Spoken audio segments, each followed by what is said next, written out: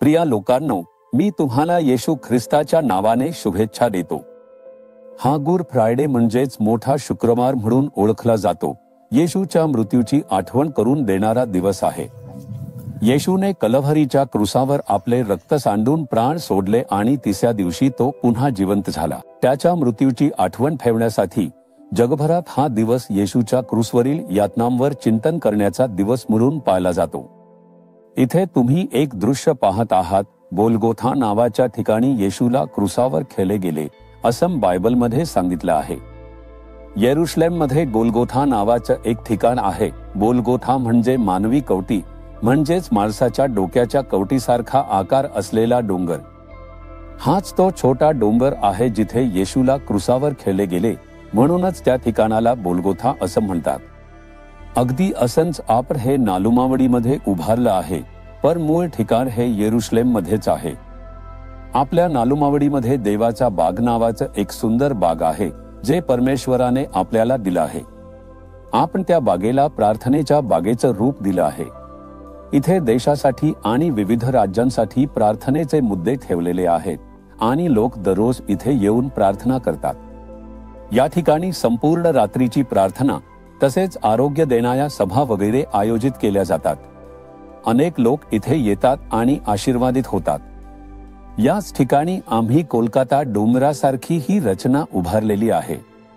तुम्ही नालुमावडीला येताना देवाच्या बागेत या तुम्ही हे ठिकाण पाहिलं पाहिजे आणि इथे येऊन प्रार्थना करण्यासाठी प्रभू तुम्हाला एक अभिषेक देतील. ठीक आहे, या दिवशी प्रभूने माझ्यासाठी कोणते वचन ठेवले आहे विचारता. रोमकरांस पत्र 5 अध्याय 8 वचन. परंतु देव आपल्यावरच्या स्वतःच्या प्रीतीचे प्रमाण हे देतो की आपण पापी असतानाच ख्रिस्त आपल्यासाठी मरण पावला.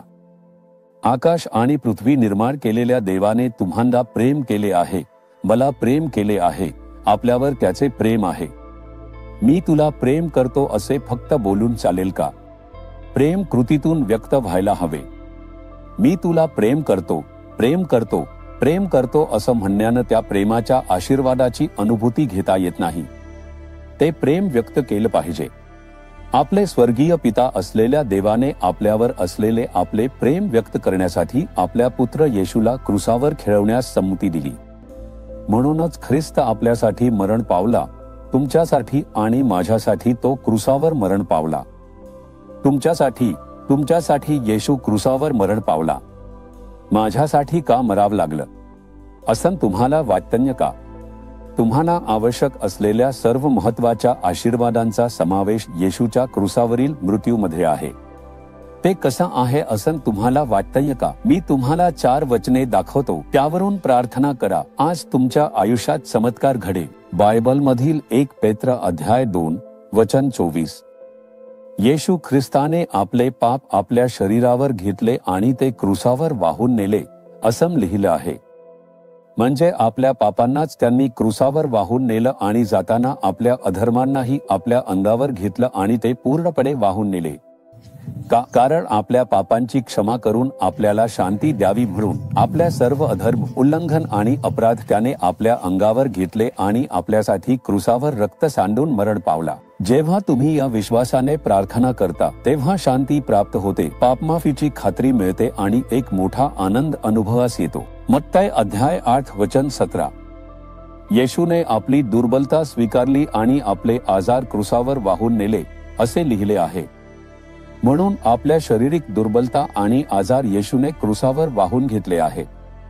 कशासाठी? त्याच्या जखमांमुळे आपल्याला बरे करावे म्हणून. म्हणूनच आपल्या रोगांना दूर करून आपल्याला आरोग्य देण्यासाठी त्याने क्रुसावर आपले आजार वाहून घेतले. जेव्हा आपण त्यावर विश्वास ठेवतो आणि क्रुसाची आठवण ठेवून प्रार्थना करतो तेव्हा कोणत्याही प्रकारचे आजार नाहीसे होऊन आरोग्य प्राप्त होते. तिसरे म्हणजे जेव्हा तुम्ही गलातियकरांस अध्याय 3 वचन 13 वाचता, येशू ख्रिस्ताने क्रुसावर आपले शाप स्वतःवर घेतले.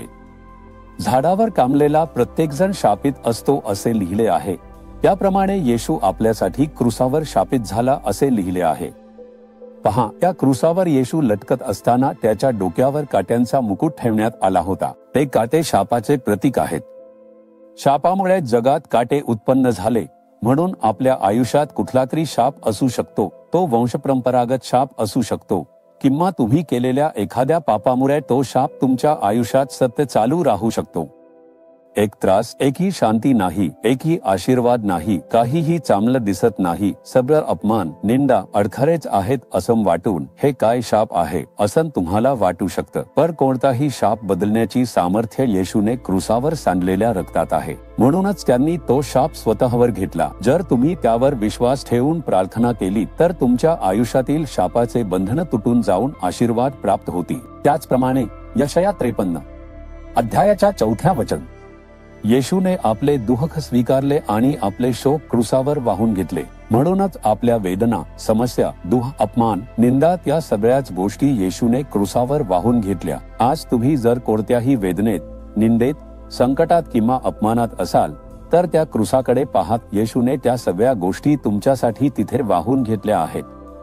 तुमच्यासाठी प्रभू म्हणतात, माझी मुलगी, तुझ्यासाठी मी क्रूसावर सगळं वाहून घेतलं आणि पूर्ण केलं. माझ्या मुला, तुझ्यासाठी मी क्रूसावर सगळं वाहून घेतलं आणि पूर्ण केलं. तो म्हणतो, मी तुला आशीर्वाद देण्यासाठी आलो आहे, घाबरू नकोस. विश्वासाने मी म्हणतो, येशू, तू क्रूसावर माझ्यासाठी सर्व काही पूर्ण केलं आहेस. या क्रूसावर सांडलेलं रक्त, तू स्वीकारलेले जखमा, तू घातलेला काट्यांचा मुकुट, हे सर्व तू माझ्या शापांसाठी स्वीकारलं. यावर मी विश्वास ठेवतो. आज माझ्या आयुष्यात असलेले सर्व पाप, शाप, आजार, भीती, गोंधळ हे सगळं दूर होवो. येशूच्या रक्तामुळे विजय मिळो असं म्हणून बघा. या क्षणात तुमच्या आयुष्यात, तुमच्या अंतःकरणात एक बदल येईल. तुम्ही म्हणणार का? तसंच म्हणा, येशू, माझ्यासाठी, माझ्या जागी तू क्रूसावर मरण पावलास. तू माझं पाप वाहिलंस, शाप वाहिलास, आजार वाहिलेस. माझी निंदा, अपमान हे सगळं तू वाहिलंस. आता माझ्या आयुष्यात एक चमत्कार घडायला हवा. त्या कलवहरीच्या रक्ताची, क्रूसाच्या रक्ताची सामर्थ्य माझ्यात उतरू दे. त्या रक्ताच्या सामर्थ्याने मला मुक्ती मिळो, आशीर्वाद मिळो. येशू ख्रिस्ताच्या नावाने प्रार्थना करतो. आमेन, आमेन.